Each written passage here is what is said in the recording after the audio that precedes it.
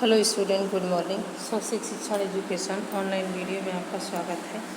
मैं सुमन टीचर कक्षा 7 के सामाजिक विज्ञान का इस वीडियो में हम आपको चैप्टर नंबर 3 समझाने वाले हैं।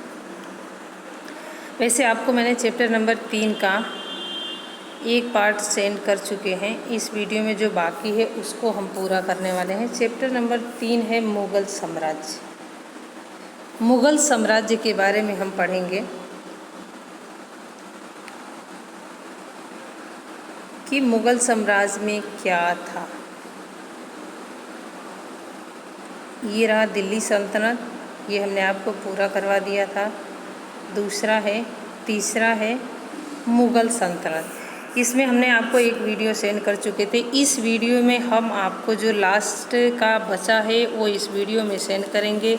जैसा कि हमने आपको पढ़ाया था मुग़ल सल्तनत की स्थापना कब हुई, मुग़ल में शासक कौन रहे, तो 1526 में बाबर ने की थी। उनका नाम था जहीरुद्दीन मोहम्मद बाबर था। फिर इब्राहिम लोदी के बीच पानीपत का युद्ध हुआ। पानीपत का प्रथम युद्ध कहते हैं।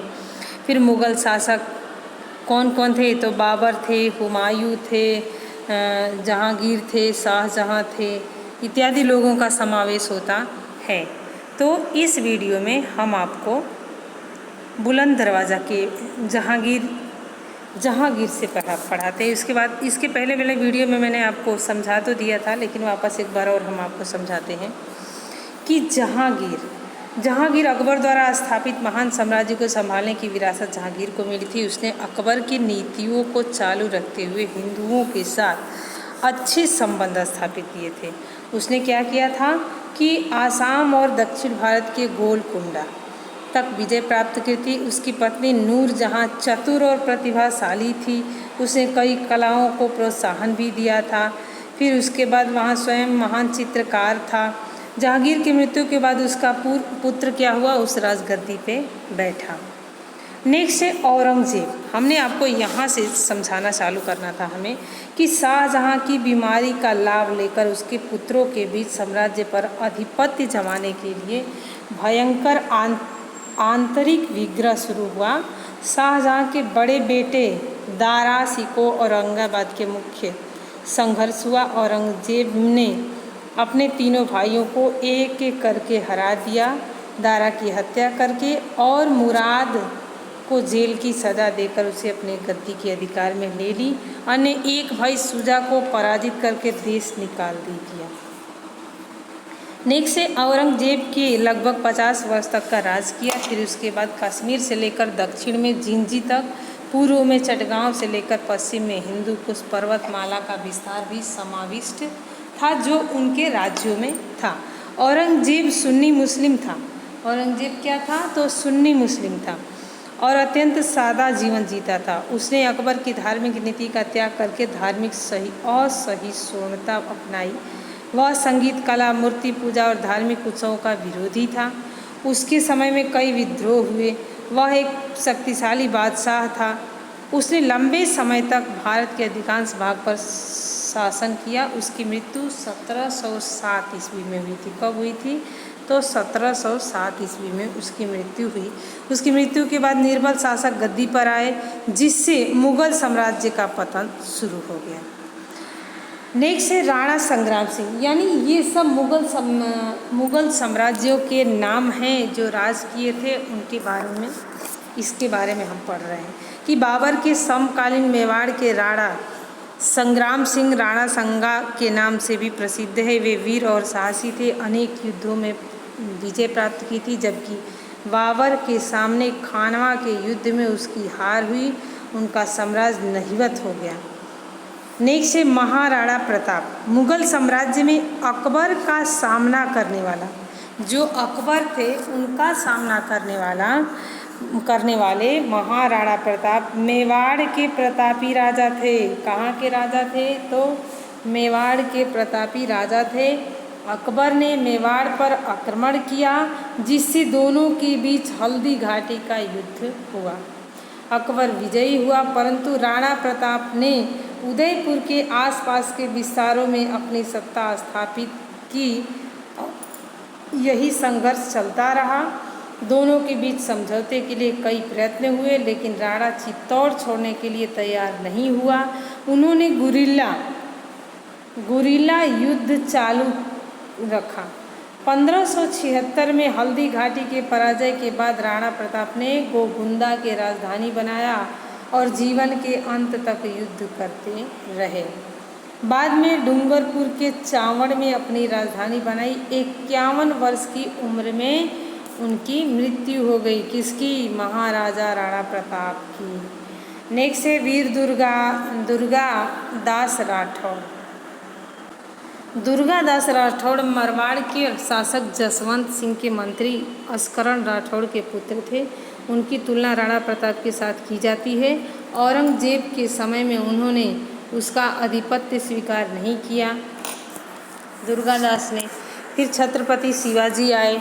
ये भारत के महानतम राजाओं में स्थान रखने वाले छत्रपति शिवाजी मराठा साम्राज्य के स्थापक थे। 1627 ईस्वी में उनका जन्म शिवनेरी महाराष्ट्र में हुआ था। माता जीजाबाई और पिता शाहजी की संतान शिवजी के जीवन पर उनके समर्थ गुरु रामदास और दादा कोंडदेव का व्यापक प्रभाव था। उन्होंने छोटी जागीर में से महान मराठा राज्य का विस्तार करने के लिए 40 से भी अधिक किलों पर विजय प्राप्त की थी। मुगल बादशाह औरंगजेब और बीजापुर के साथ उन्होंने लंबे समय तक संघर्ष करके विजय प्राप्त की थी। नेक्स्ट है 1665 ईस्वी में मुगल साम्राज्य के पराजित होने पर उनके साथ संधि करनी पड़ी। क्या करना पड़ा? संधि करनी पड़ी। फिर औरंगजेब ने उन्हें जेल में बंद कर दिया, लेकिन चालाकी पूर्वक वो वहाँ से निकल के भाग गए। फिर वो संघर्ष करके उन्हें विजय प्राप्त की। उसके बाद 1674 में राजगढ़ की राज्याभिषेक हुआ था और उन्हें हिंदू सम्राट के रूप में प्रसिद्धि मिली थी। नेक्स्ट है मुगल साम्राज्य राज्य व्यवस्था। मुगल साम्राज्य राज्य व्यवस्था की मुगल प्रशासन तंत्र की व्यवस्था स्थापना अकबर द्वारा हुई थी। शासन के केंद्र में बादशाह रहता था और उसे सलाह देने के लिए एक मंत्रिपरिषद थी जो सर्वोच्च सेनापति का न्यायाधीश होता था। बादशाह की प्रशासन तंत्र के बीच तालमेल बनाए रखने के लिए वजीर की नियुक्ति की जाती थी। वह दीवान ए वजीरे कुल कहलाता था। वह वित्त और राजस्व व्यवस्था का प्रमुख होता था। फिर सेना का जो मीर बख्श कहा जाता था, जो सैनिकों की भर्ती और सेना के अधिकारियों की नियुक्ति करता था, वो गुप्तचर तंत्र की देखरेख भी करता था। मुगल प्रशासनिक तंत्र के गुप्तचर को वाक्यानिवीस कहते थे। फिर नेक्स्ट है भू राजस्व व्यवस्था। अकबर ने भारत में एक नई भू राजस्व व्यवस्था की आरंभ की, जिसे मनसबदारी व्यवस्था कहा जाता था। भू राजस्व की दर वार्षिक उपज 1/3 भाग जितना था। अकबर की भू राजस्व व्यवस्था का मनसबदार जहांगीर की सर्वोच्च अधिकारी माना जाता था, जो वसूली करता था और कानून व्यवस्था को बनाए रखता था। उस जागीर को उसकी अनुसार सेना दी जाती थी। फिर वो सर्वोच्च न्यायाधीश भी माना जाता था। उसके बाद नियत समय पर उसका तबादला भी किया जाता था। मुगल महासभा अनोखी थी, जो विश्व में अभी अधिक वेतन वाली थी। नेक्स्ट है मुगल कालीन संस्कृति। मुगल कालीन संस्कृति बहुमुखी विकास हुआ था। इसका जो मुगल युग था उसमें भारतीय संस्कृति का बहुमुखी विकास हुआ था, जिसमें हिंदू और मुस्लिम संस्कृति का समन्वय हुआ था, जिसे गंगा यमुना संस्कृति के रूप में जाना जाता है। मुगलों ने अनेक किलों, महलों, दरवाज़ों, मस्जिदों और बागीचों का निर्माण करवाया था। बाबर ने आगरा और लाहौर में बागीचों का निर्माण करवाया था। दूसरा, शेर शाह ने सासाराम मकबरा दिल्ली में मस्जिद बनवाई थी। तीसरा है अकबर ने आगरा का किला बनवाया था। आगरा से 36 किलोमीटर दूर फतेहपुर सीकरी में विशिष्ट निर्माण कार्य करवाया था, जिसमें गुजरात विजय के याद में बने बुलंद दरवाज़ा, सलीम चिश्ती की दरगाह, मस्जिद, पंचमहल समावेश होता है। नेक्स्ट है जहांगीर के समय निर्माण कार्य में संगमरमर का उपयोग बढ़ गया था। शाहजहां का समय मुगल साम्राज्य के स्थापत्य स्वर्ण युग माना जाता है। उसने आगरा में ताजमहल और मोती मस्जिद की दिल्ली में प्रसिद्ध लाल किला का निर्माण करवाया था। औरंगजेब ने अपनी पत्नी के याद में औरंगाबाद में रबिया उद दौरानी का मकबरा बनवाया था, जो ताजमहल जैसा ही कलात्मक है। नेक्स्ट है चित्रकला और दूसरा है साहित्य। चित्रकला में क्या था कि चित्रकला विश्व विख्यात थी। जहांगीर के समय में उसका खूब विकास हुआ था। मुगल शासक श्रेष्ठ चित्रकारों को दिल्ली में आमंत्रित करते थे। अकबर के समय में जसवंत और बसावन नामक का महान चित्रकार थे। उन्होंने फारसी कथाओं, महाभारत के अनुवाद की पुस्तकें, अकबर नामा में ढेरों सुंदर चित्र बनाए थे। जहांगीर का मंसूर नामक चित्रकार विश्वविख्यात था। जहांगीर ने एक चित्रशाला का निर्माण करवाया था। उसी प्रकार है साहित्य और नेक्स्ट है संगीत। साहित्य में ऐसा हुआ कि मुगल राजा जो थे वो साहित्य के पोषक भी थे, वो अच्छे लेखक भी थे। इस समय फारसी, अरबी, हिंदी और अन्य भाषाओं में व्यापक साहित्य की रचना भी हुई थी। अबुल फजल ने अकबर नामक ग्रंथ में अकबर का जीवन परिचय लिखा था। जो अबुल फजल थे वो अकबर नामा नामक ग्रंथ में क्या लिखे थे? अकबर की जीवन परिचय लिखे थे। उसने महाभारत का अनुवाद भी किया था। फिर भारतीय भाषाओं में श्री कृष्ण के जीवन पर आधारित खूब साहित्य भी लिखा गया था। मराठी में एकानाथ, ज्ञानेश्वर और स्वामी रामदास के भक्ति साहित्य की रचना भी की गई थी। दूसरा आगे है संगीत। संगीत का मतलब कि अकबर संगीत ज्ञाता भी थे। उनको 9 रत्नों में तानसेन महाशास्त्रीय गायक थे, जिन्हें अनेक रागों की रचना की थी। क्या किए थे? अनेक रागों की रचना की थी। अब नेक्स्ट लास्ट है समापन। समापन है 1526 ईस्वी में मुगल साम्राज्य 1707 ईस्वी में औरंगजेब के मृत्यु के बाद पतन की तरफ बढ़ने लगा। किसी शक्तिशाली शासक के अभाव में भारत छोटे छोटे राज्यों में बंट गया, जिसमें मुगल वंश के निर्बल शासकों, हैदराबाद के निजाम, बंगाल बिहार के नवाबों, राजस्थान के राज्यों, मराठा, पंजाब के सिख आदि राज्य का समावेश होता है।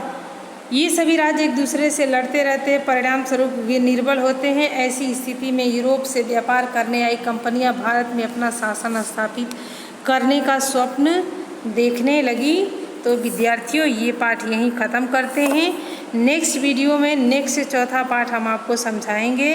अब आप इस प्रश्नों के उत्तर अपने मन से आपको लिखना होगा।